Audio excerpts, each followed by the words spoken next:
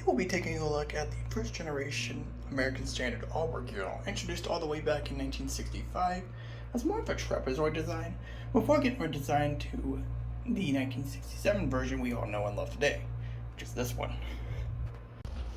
Beginning with the overall design, there's really not much to talk about. It's pretty standard, honestly.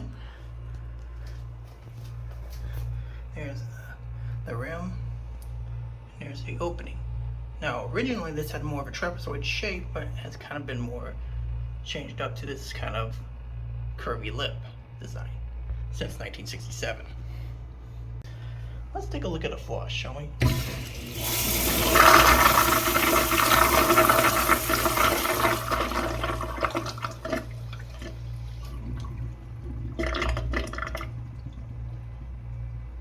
So that was a pretty interesting flush, wasn't it? Seems like each Allbrook from this generation kind of has a weird flush every now and then. This kind of had more of a blow-up flush when it's meant to be siphonic. And sometimes they take forever to siphon out until the very end. But this one just goes right through it. Let's take a look at the bowl itself. Rim jets are pretty self-explanatory. There's even some down here around the rim.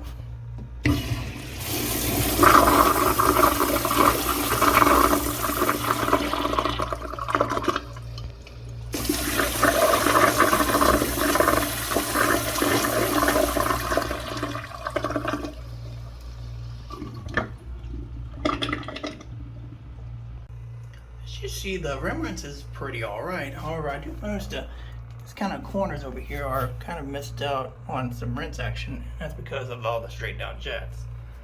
But it seems to be mostly effective at washing the rim, maybe just missing a few areas here and there.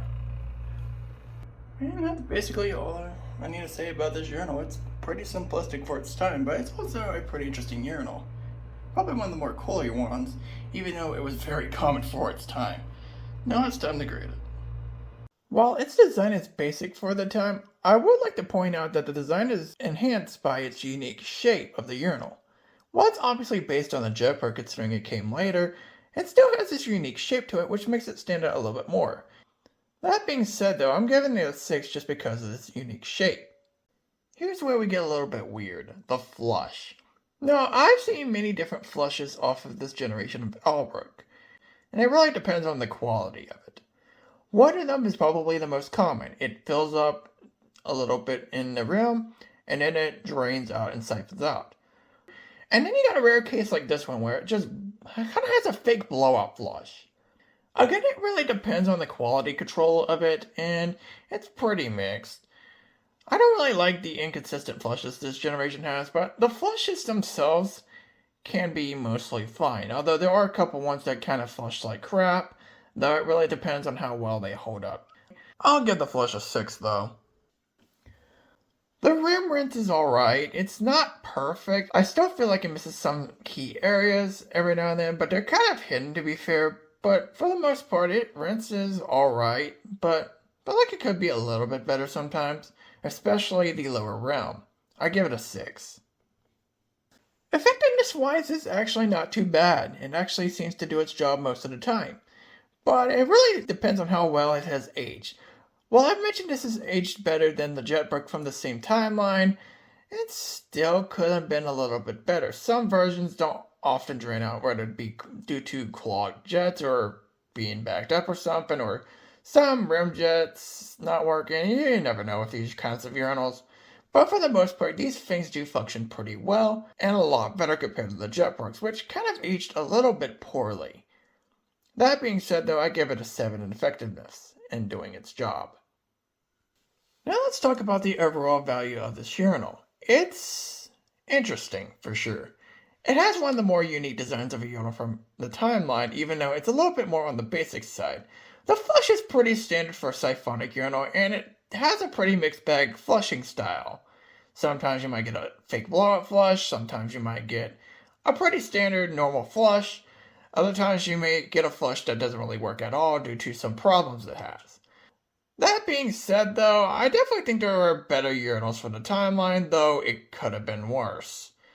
That being said though, it is a pretty unique urinal, and it's probably the most common urinal from the timeline. I mean, I've seen these everywhere. And you can kind of get why. It's a very cool urinal, though it could have been fixed up a little bit better and made it a little bit more consistent, but that's kind of a minor nitpick. This is a urinal after all, not a toilet. With that in mind, I'm giving it a 6 in value. And the final score of the first generation American Standard Allbrook urinal is going to be a 31 out of 50, which rounds up to a 62 out of 100. This is a pretty unique urinal from its timeline, although I would say it could have been a little bit better. Inconsistent flushes aren't really always a great sign, even though this is a urinal.